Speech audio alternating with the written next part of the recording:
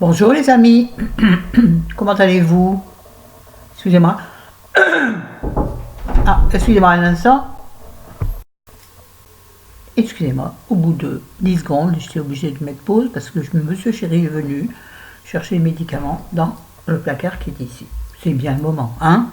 Il me dit, ouais, tu t'arranges pour tourner des vidéos quand? Je dis, quand quoi? Je dis, non, je vais tourner des vidéos quand je peux. Bon, on s'en fout, hein? Ouais. Alors, première vidéo de la journée, je vais en faire deux l'une derrière l'autre. Première vidéo, nous allons causer d'un livre que j'ai terminé hier soir. Et que j'ai surkiffé, comme disent les jeunes. Vous avez vu, regardez, j'ai fait la Noël. Voilà ce que ce sera à peu près chez moi. Bon, pas dans la chambre on s'en fout. Donc ce sera à peu près juste le genre de choses qu'il y aura chez moi. Ben, je décore pas, ça sert à rien, personne ne le voit. Chéri s'en fout totalement. Donc moi je mets des bricoleries de là, je mets un peu de la lumière, j'allume des bougies, je lui mets des lumignons, pas des lumignons. Normalement aujourd'hui on met les lumignons à Lyon, puisque je tourne le 8 décembre.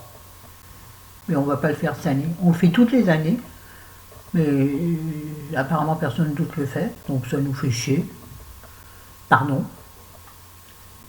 Donc je trouve que ça n'a finalement pas de sens. Oui, en même temps, si tout le monde pense comme moi, oui, je vois que j'ai des yeux mal maquillés. Enfin, je me suis, on va dire, mise en beauté. Enfin, j'ai fait ce que j'ai pu avec la base que j'ai. Je suis en train de divaguer, ça y est, ça commence. Donc je parlais aujourd'hui, donc je vais vous parler uniquement d'un seul livre. Voilà. Le chuchoteur de Donato Carrisi. Pas du tout. Donato Carrisi, c'est ça. Il est, si vous aimez les thrillers, est-ce que je peux, oui, thriller, policier, il est fantastique. Bon, c'est un pavé, hein. Il vient de la bibliothèque. Oui, j'ai enfin trouvé un livre intéressant à la bibliothèque. Bon, je savais lequel je prenais, parce que Donato Carrisi, j'en ai déjà eu le un, je ne me rappelle plus du titre. Je lis tellement de livres, mes amis, je ne sais plus où j'en suis. Parfois même, il m'arrive d'acheter des livres que j'ai déjà lus. C'est pas grave, ça. Alors, si je les emprunte à la bibliothèque, c'est pas grave. Si je les achète, c'est plus con. Mais là, j'ai décidé de ne plus, au moins au mois de décembre, je suis bien au mois de décembre, de ne plus acheter de livres. J'en ai acheté deux fin novembre que je garde pour vers Noël, parce que ça concerne plus ou moins Noël. Ouais, moi j'aime bien lire des bouquins qui ont un rapport avec le moment où je le lis. Bah oui, lire un livre qui parle de la Provence en été, c'est tellement mieux de le lire pendant les vacances ou pendant l'été. Oh, il y aura des changements de couleur, c'est normal.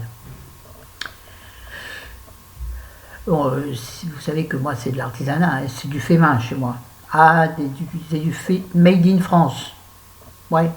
Donc vous pouvez me mettre dans la catégorie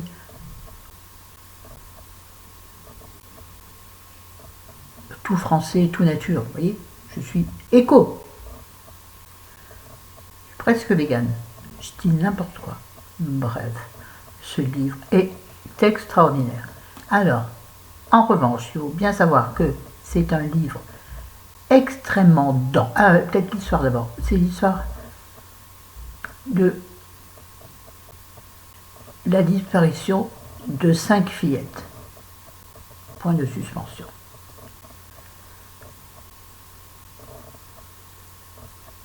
Donc, au début, on ne retrouve que, ça je peux vous le dire, c'est marqué sur la quatrième, que les bras gauches. C'est terrible.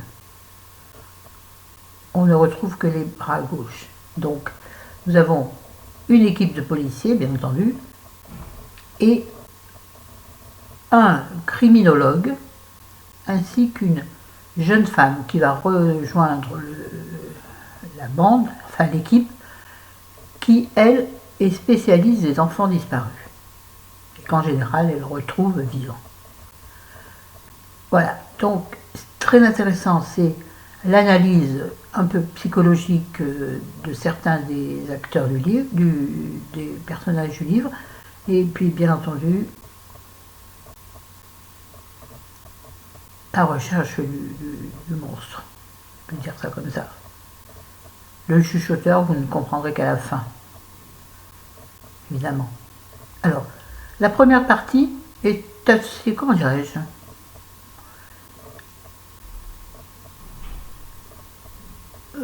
vais employer un mot très con, assez light, c'est-à-dire que ça va, ça se lit. Bon, il y a quand même les meurtres et tout ça, il y a quand même, bon, les meurtres, on ne sait pas, enfin les meurtres des petites filles. Et la deuxième partie est beaucoup plus difficile, dans le sens où il y a parfois des scènes qui sont un peu hard, à savoir que moi je le lisais de préférence souvent le soir, ouais, parce que c'est là où je lis, ou alors au début de ma sieste. C'est-à-dire que ce n'est pas des moments tellement faciles, j'ai mal au bras. Heureusement que je m'appuie sur ma tête. C'est pas des moments faciles pour lire des livres tels que celui-ci. Il m'arrivait d'alterner avec le...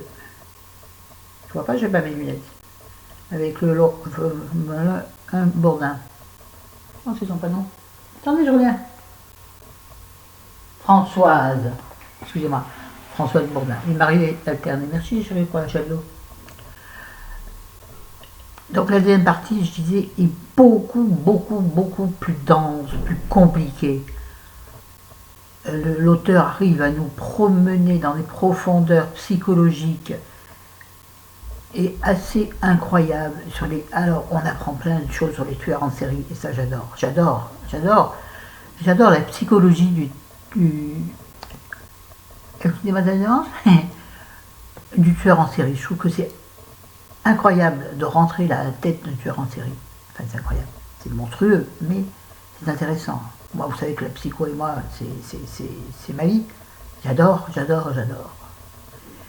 Donc, la deuxième partie est extrêmement dense, aussi bien, je me répète, excusez-moi, je ne peux plus, aussi bien, il faudrait que je gâche le décor.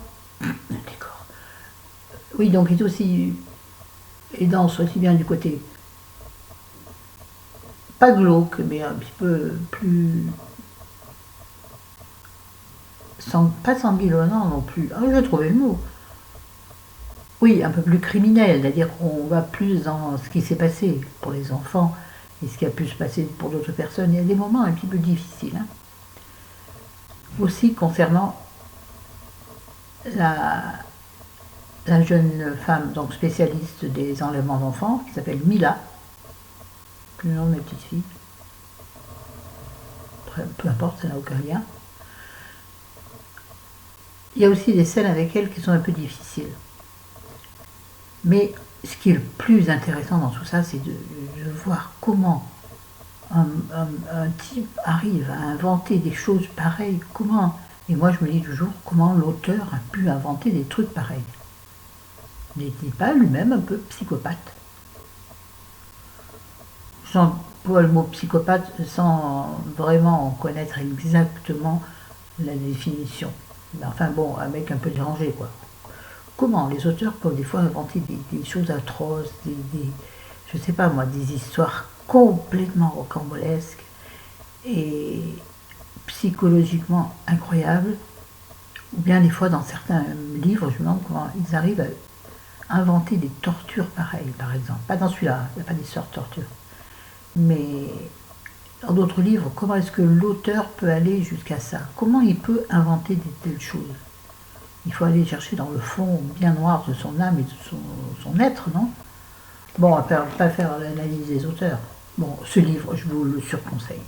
Je sais que beaucoup l'ont lu, enfin certaines, beaucoup, je ne sais pas non plus, vu que j'ai pas non plus 3 millions d'abonnés, mais il est extraordinaire, je vous assure, je vous le conseille. Attention, il est lourd, hein, pour lire le soir, c'est compliqué, très compliqué, mais c'est intéressant, c'est un défi. Oui, ben moi, c'est un défi, disais-je. Moi, ma vidéo va être finie en 10 minutes, tu crois toi? Oui, parce que je trouve que celui-ci, il mérite... En même temps, je n'ai pas beaucoup d'autres livres à vous présenter, parce que celui-là, si vous voulez, il prend du temps. Je vais le poser, hein, ouais, mais c'est mieux. J'en peux plus. Il faut le mettre dans le sac de la bibliothèque et pas n'importe où. J'ai tellement de livres partout, si vous saviez. Si vous saviez. Il faudrait qu'un jour, je vous montre si je pouvais filmer avec mon téléphone. Je peux filmer avec mon téléphone, mais j'arrive toujours pas à transmettre. Transférer les... Pourtant, on m'a donné des conseils, plein de conseils. J'y arrive pas, ça marche pas. Je sais pas pourquoi. Bon, on s'en fout. Qu'est-ce que... Mais c'est tout, on va passer à la deuxième vidéo, qui est une vidéo recette. Mais une vidéo recette sans la faire, hein, bien sûr.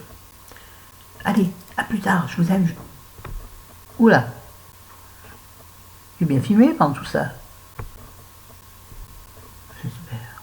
Allez, salut, je vous adore. Bisous mes amis, à bientôt. Je pense, oh, on dirait que j'ai du bleu dans les cheveux, c'est joli. Oh, c'est joli. Ouais, d'accord, allez, pas trop, je pense.